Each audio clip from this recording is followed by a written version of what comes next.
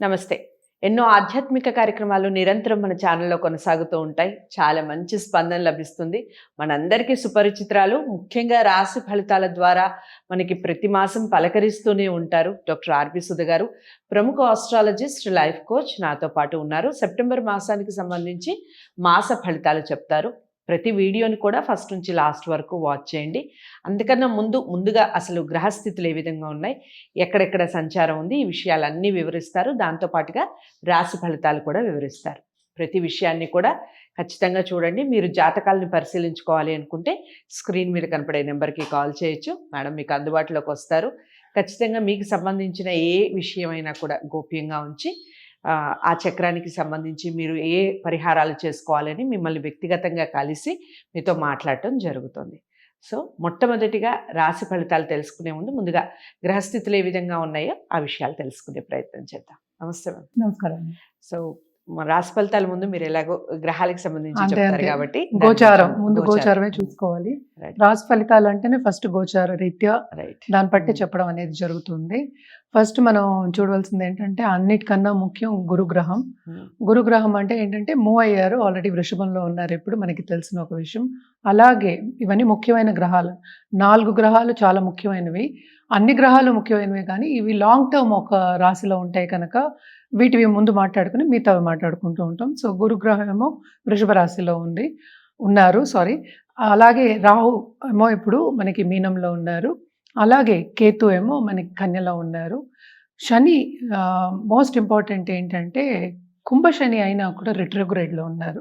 November 15th వరకు retrograde అనమాట. అలాగే మనం కుజగ్రహం నెక్స్ట్ చూసాము అంటే మనకేమో మిథునంలో ఉన్నారనమాట. లాస్ట్ మంత్ ఎండ్ నుంచి ఉన్నారు, అందులోనే ఉంటారు కూడాను. అలాగే ఇప్పుడు బుధుడు వెరీ ఇంపార్టెంట్ ఫర్ కమ్యూనికేషన్ కదా. అది రిట్రోగ్రేడ్ అయ్యి మళ్ళా కర్కాటకంకి వెళ్ళి మళ్ళీ ఇప్పుడు సింహానికి ఈ మాసంలో దిగుతున్నారు. అదే ఫస్ట్ వీక్ ఆఫ్ సెప్టెంబర్ అనుకోవచ్చు. అలాగే మనకి మోస్ట్ ఇంపార్టెంట్ సన్ అంటే సూర్యుడేమో ఇప్పుడు మనకి సింహంలో ఉన్నారు. ఆయన కూడా ఏంటంటే middle of this month September 16th వరకు కన్యకు వస్తున్నారు అనమాట. అలాగే శుక్రుడు కూడా సంచారం ఇప్పుడు కన్యలో జరగబోతోంది. Second half of this month mostly 17th 18th సెప్టెంబర్కి జరగబోతోంది. సో చాలా కూటమి అనేది ఏంటంటే మనకి సన్, వీనస్, అలాగే కేతు మనకి కన్యలో ఉన్నారు. అలాగే మనం చూసాము అంటే రాహు కూడా కన్యను చూస్తున్నారు కనుక కొంచెం ఈ నెల ఎస్పెషలీ ఏంటంటే అన్ని మిశ్రమ ఫలితాలు మోస్ట్ ఆఫ్ ద రాశికి ఘోషిస్తున్నాయి అన్నమాట. మొట్టమొదటిగా మేషరాశి. ఇక మేషరాశి ఫలితాలు ఏ విధంగా ఉన్నాయి సెప్టెంబర్ మాసానికి సంబంధించి చెప్పండి. అది మనం చూసామంటే మేషరాశి వాళ్ళకి నేను ఇందాక చెప్పినట్టు మొత్తం ఏంటంటే మిశ్రమ ఫలితాలే మనం ఎక్కువ చెప్పుకోవాలన్నమాట. ఎందుకంటే ఇక్కడ మనకి మేషరాశికి 2వ ఇంట్లో జూపిటర్ ఉన్న అంటే గురుగ్రహం ఉన్న 12వ లార్డ్ 2వ ఇంట్లో ఉన్నారు. అందులో పాటు ఏంటంటే మార్స్ అంటే ఏంటి, ఈ రాశికి అధిపతి ఏమో 3వ ఇంట్లోకి వచ్చారు. అంటే ఏంటి, ఏదైనా కొంచెం ఇబ్బందికరమైన సిచ్యువేషన్స్ ఎదుర్కోవాల్సిన పరిస్థితి అనేది ఉంటుంది. కెరీర్ విషయానికి వస్తే కూడా ఏంటంటే బాధ్యతలు అనేవి చాలా ఎక్కువ అవుతాయి అన్నమాట. అంటే బాధ్యతలు ఎక్కువైనా కూడా ఏంటంటే ఆ టైంకి అవ్వకపోవడం, కొంచెం మెంటల్ స్ట్రెయిన్, ఫిజికల్ స్ట్రెయిన్ ఉండడం అనేది కనిపిస్తోంది ఈ నెల, ఎస్పెషలీ ఈ రాశి వాళ్ళకి. ఎందుకు ఇది చెప్తున్నానంటే 11వ ఇంట్లో మనకి శని గ్రహం ఏమో వక్రించి ఉన్నాడు. సో ఏంటంటే బాగా జరుగుతోంది, నేను బాగున్నాను అనుకున్న వాళ్ళందరికీ కొంచెం అడ్డంకులు రావడం అనేది కామన్. ఎస్పెషలీ ఈ ఇళ్లలో ఏమో అడ్డంకులు తప్పక వస్తాయి. అలాగే మనం చూసాము అంటే వీళ్ళ తోబుట్టువులకైతే చాలా బాగుంటుంది, కరేజ్ అనేది ఎక్కువ అవుతుంది. అలాగే ఏంటంటే హాబీలు నేర్చుకోవడం కానీ, వేరే కొత్త పాఠాలు నేర్చుకుందాం, లేకపోతే లెసన్స్ కానీ, హాబీస్ కానీ ఏదో ఒకటి నేర్చుకుందాం, క్రియేటివ్గా ఉండడం అనేది జరుగుతుందన్నమాట. అది చాలా బాగుంటుంది. స్పిరిచువల్ గ్రోత్ కూడా వీళ్ళకి బాగానే ఉందని చెప్పాలి. ఎందుకంటే 5th లార్డ్ ఏంటంటే ఇప్పుడు 6th వస్తున్నాడు. తప్పక వీళ్ళు కొంచెం అందరితోనూ మాట్లాడినప్పుడు కానీ, మసులుతున్నప్పుడు కానీ జాగ్రత్తగా ఉండడం అనేది వెరీ ఇంపార్టెంట్. ఇది ఒక సూచన కింద చెప్తున్నాం, భయపడవలసిన అవసరం ఏమీ లేదు.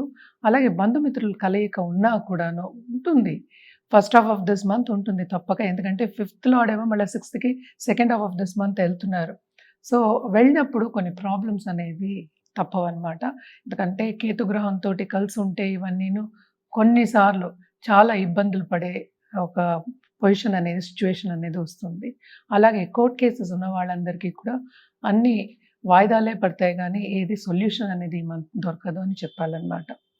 దీనికి సొల్యూషన్ ఏంటంటే పరిహారాలు ఏమిటి? పరిహారాలు ఏం చేయాలి అని కదా!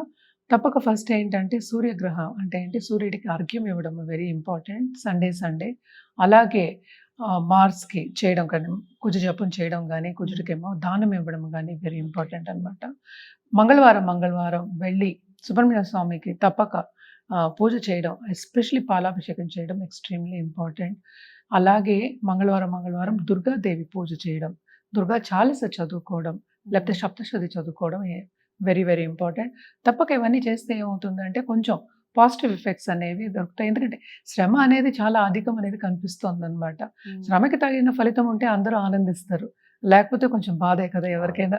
సో, ఇవన్నీ రెమెడియల్ మెజర్స్ చేస్తున్నప్పుడు ఏంటంటే పాజిటివిటీ కొంచెం చేకూరుతుంది. ఓకే. అండ్ కలిసొస్తుంది అని చెప్తూ ఉంటాం రైట్. కదా అలా. సో, కలర్స్ కానివ్వండి, ఏమైనా జెమ్స్ కానివ్వండి అలా ఏమన్నా చెప్తారా? జెమ్స్ అంటే జనరల్‌గా మనం కూరలు చెప్పుకున్నాం. చాలా సార్లు చెప్పాము.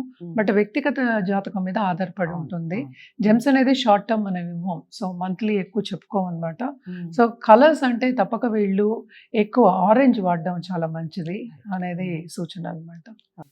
చాలా చక్కగా వివరించారు. అదండి మేషరాశి వారికి సంబంధించి. సో, మేడం చెప్పినట్టుగా మీరు ఒకసారి పాటించి చూడండి పరిహారాలు.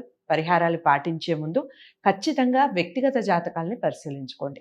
పరిశీలించుకొని పరిహారాలు చేసుకుంటే శుభ ఫలితాలు ఉంటాయి. వ్యక్తిగత జాతకాల్ని పరిశీలించుకోవాలి, డాక్టర్ ఆర్‌బి సుధ గారిని కలవాలి అనుకుంటే స్క్రీన్ మీద కనపడే నెంబర్‌కి కాల్ చేయండి. వీడియోని లైక్ చేసి షేర్ చేయండి. ఛానల్‌ని సబ్స్క్రైబ్ చేసుకోండి.